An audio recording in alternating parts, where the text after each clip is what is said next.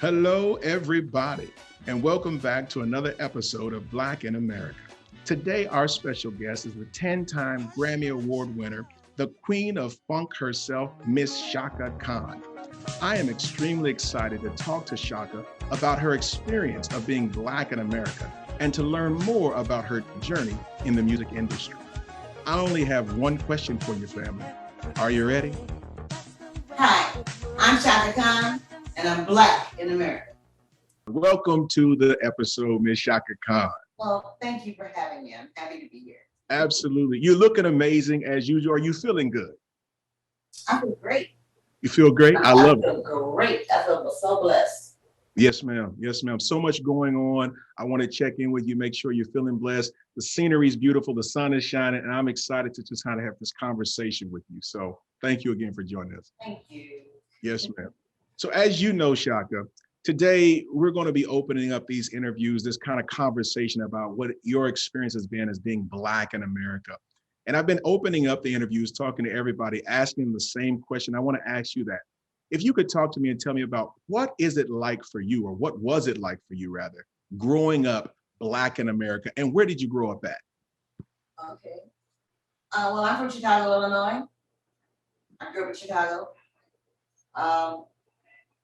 And I grew up in Hyde Park, which is the university area. Mm-hmm. It was like an island surrounded by ghetto. Mm. Both my parents worked for the university.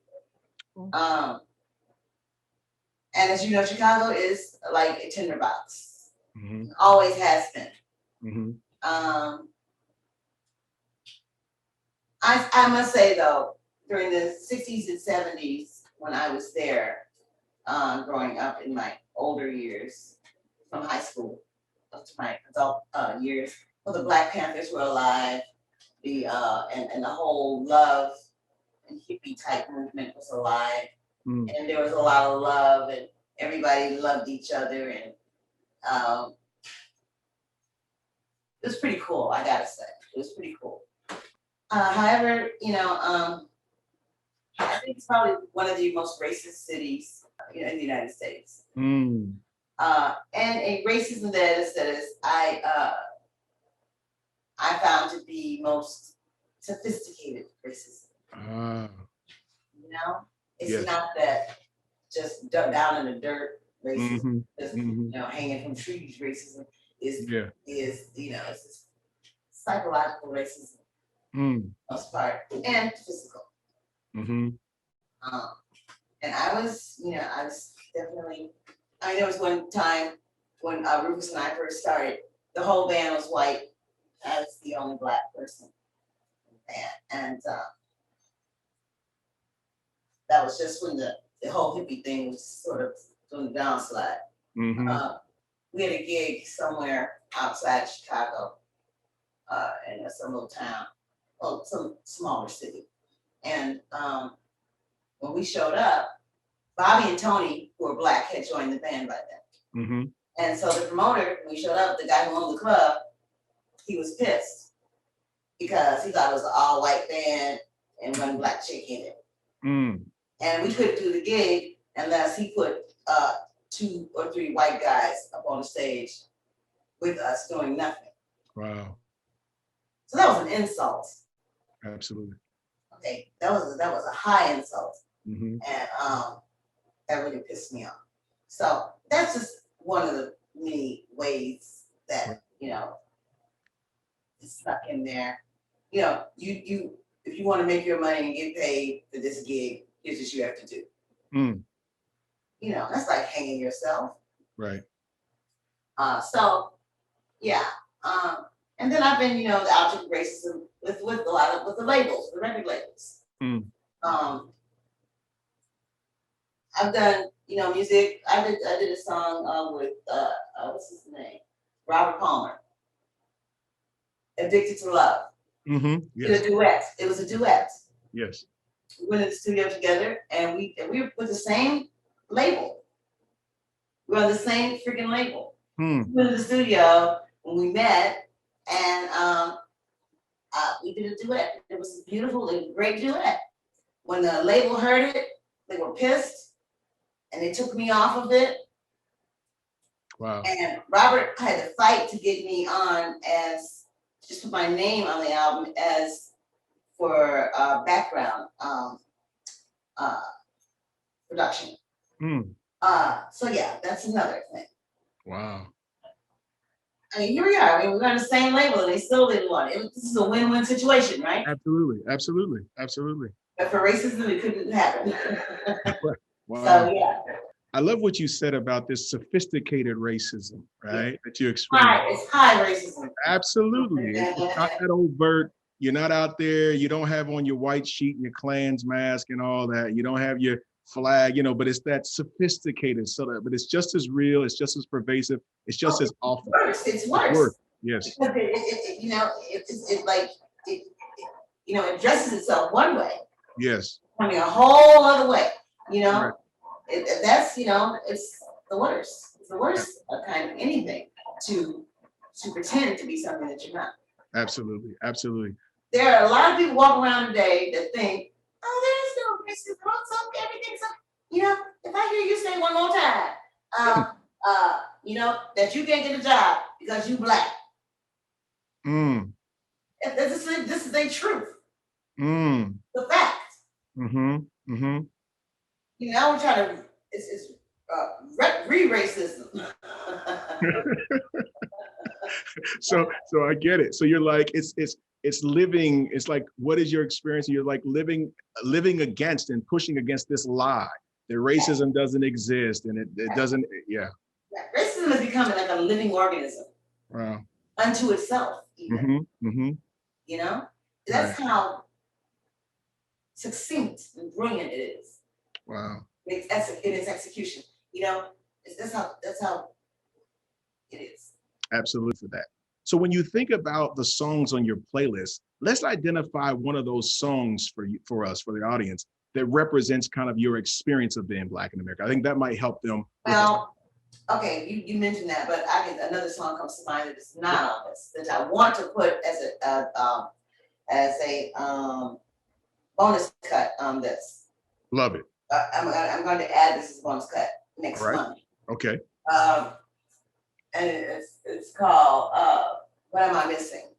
Mm. And the words speak it, you know, very well. Something's going on tonight. What am I missing? Mm. I've been a victim of these white lies. I said, people think I'm saying white. They think I'm saying white lights. I'm saying white lies since I was 17. Wow. You can say I've been everywhere, but can't say what I've seen. Mm. And looking back on my life, deep though it has been, I'll end up like a jackknife standing in the wind.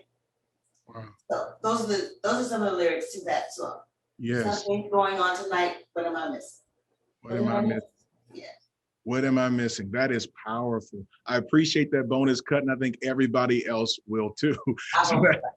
Yes. What am I missing? Thank you so much. So again, back to the playlist now. I can't help but to observe that there were songs on there from the past couple of decades. I just wanted to I wanted as much to be on there as I could possibly get to represent as wide a time period as possible. And to be as educational a tool as it could be. That makes sense. I wanted it to be an educational tool. Yes. You know? Yes. So that's that makes sense. And so you want to capture that. I got it. Now, you know, it's also been said, in addition now to this playlist being a tool to educate and to inform, it's also been said that you're the queen of funk. So then what is the funkiest song on the list, or may not even be on the list, because we roll in the way we want to roll right now. So you tell me, what's the funkiest song that comes to your mind that might be on that list or that's not on the list? Well, let's be clear. What is funk? Funk actually is an African word. It comes from from West Africa, the Gold Coast. It is a song, it's a word that is pronounced funk. And it's a word that is used for an entertainer or a singer, dancer, even, who brings out the spirit in a person. Okay. Who brings out the spirit, who brings the spirit forth. Yes. And I used to have a problem with being queen of funk. because I was looking at the American rendition of funk. Yes. I wasn't looking at our ancestral true meaning of funk. Yes, When ma'am. I found out the true meaning of funk, Yeah. then I'm proud as hell. So I'm okay with it. I'm all right with that. So now that we've thought about, and I appreciate you educating us on the word funk, like that was great. So yeah, I now I'm happy to know that, and you have now you like you said you graciously accept that title. That Graciously accept it. Yes, I do. absolutely, I love that. So looking now back over your career, is there one artist that that you don't have on the playlist, but one artist who you would have loved to collaborate with? Amy Winehouse. Amy Winehouse. No joke, man. No joke. I'd like to write with her. If I could have written with her, done some writing with her. Wow. Yes, yes, yes. We could have done some jazz stuff together. Oh my goodness. That would have been hot. Yeah. Yeah. I love that. Excellent. Amy Winehouse. Yeah, funky. That was again. She's a sister too, you know. Yeah. That's what I was gonna say. I didn't want to tell her she could bring the funk though. She brought the funk like a sister do. That's right. She brought the funk. Exactly. When I want to get into some real music, yes, I put on Miles Davis. All right. I put on Billy. I may put on some Joni Mitchell, yeah. I put on some Rotary Connection when Minnie Riperton was singing background when Charles Stepney was producing the band. Come on now. I put on some. It's mostly what the kids used to call it retro.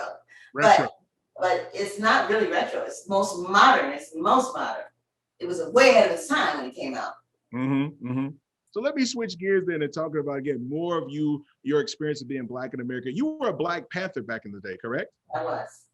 Can you talk a little bit about that experience and then maybe some of the songs that come to mind during that time and that period in your life? How about that, just in general for you? I started a free breakfast for children program in Chicago. Oh, wow. And I missed my first 2 classes every morning to feed those kids. Wow. And I have no problem with it. I didn't go to college. I didn't graduate from high school. But, I know how to read. I know how to get what I want. That's right. I can read. And I had a gun too. And I got rid of it because I thought that shit was serious. That's some serious stuff. Right. Serious, Don't pick up the gun unless you're ready to take a life and unless you're ready to go. So I wasn't ready to leave the earth yet. That's the time that I made a decision. Am I going to do this for a living or do that for a living? And I decided I chose music. Got it. I thought in some sense that I could be revolutionary with music. Well, you were. So what was the music that was possibly going on in the world at that time that helped you make that decision? Like what pulled you into that? I was listening to Stevie Wonder. Okay. I'm wondering, well, don't you know I'm wondering? Yes. That song, I was listening to Aretha Franklin doing Sure You Ever Got the Wrong Number. Shows me you want to talk to tonight. Yes. Yeah, you can keep going with that. Yeah, Running Out of Fools, yes. I love it. What else did I listen to? I guess I was listening to a lot of people. I was listening to Gladys. Okay. That's what she did, Midnight Train, that's in the 60s. I love it. I was listening to Marvin. What's the name? Diana Ross was still doing stuff. Love it. So these influences drew you in, is what you're saying. It's like, was the music of your time? Yeah, when the family got together, all my cousins, uncles, aunts, grandmothers, all the people, and they would get up and dance, all that stuff. Yes. As today, when you reflect back on your life, Chaka, and you're thinking about, like you said, that kind of experience you had when you were younger in Chicago, and now that you are the icon, the star you are today, what are the differences and the similarities of being a Black woman in America that you kind of that you want to raise? They're exactly the same. They haven't changed at all. Get that straight. Know that. Believe it. And that's an uncomfortable truth, but it's the truth. For some, it will be uncomfortable. Yeah, It's the truth. it's the truth and living in that. All right, so I'm going to go. If you have your list in front of you, I want to make sure we get some of these folks that you might know about. So talk to me. Let's see now. Looking at your list, there's another person on here, Jasmine Sullivan, a Yeah. powerhouse. Yeah. Lions, Tigers, and Bears, and Pick Up Your Feelings. Talk to me about those songs. I love the bitch. She's the best singer. She sings truth. When she sings, my favorite song is we're gonna ride this bitch till the wheels fall off. Okay, just like that. Okay. You know, that's what I'm talking about. I love it. That's what you talk about. That's it. I'm talking about truth, and she sings truth. And she's underrated, and you know, and she's not getting her dues, and she probably never will. Right. Because she's a Black, beautiful woman telling the truth. Mm-hmm. Mm-hmm. First of all, because she's just Black. All you got to really be is Black. You got to, whenever you lie to tell the truth, all you got to be is really Black. All it really takes. Yes, but she is a powerhouse. She is absolutely amazing. Amazing. Yeah. She's got a lot to give. I love that. It's wonderful. At the end of the day, like I said, you shared your heart. We learned a lot. And I think the takeaway for folks, if I were to have listened to this and heard you, number one is leaning into the fact that we need to disrupt this lie that things have changed more than what they have. That's number one. And we need to disrupt that, right? And now we know a true understanding of what funk is and how it moves the soul and calls the soul to move. And we understand kind of your perspective again on this being Black in America. And I think your story for me is one of resilience, because despite everything you said you went through, you're still thriving, you're still moving forward, you're still loving, you're still glowing, you're still shining. So I love it. I love it. Damn. That there is a lesson. Therein lies a lesson. I appreciate you for the time. This has just been a thrill. I had a great time. I really had a great time talking to you as well. Thank you. Thank you. Yes, ma'am. Chaka. Really this has been a joy. I appreciate that. This has been a joy for me. And I had a very nice time talking to you. Laughing with you the whole night. Thank you so much.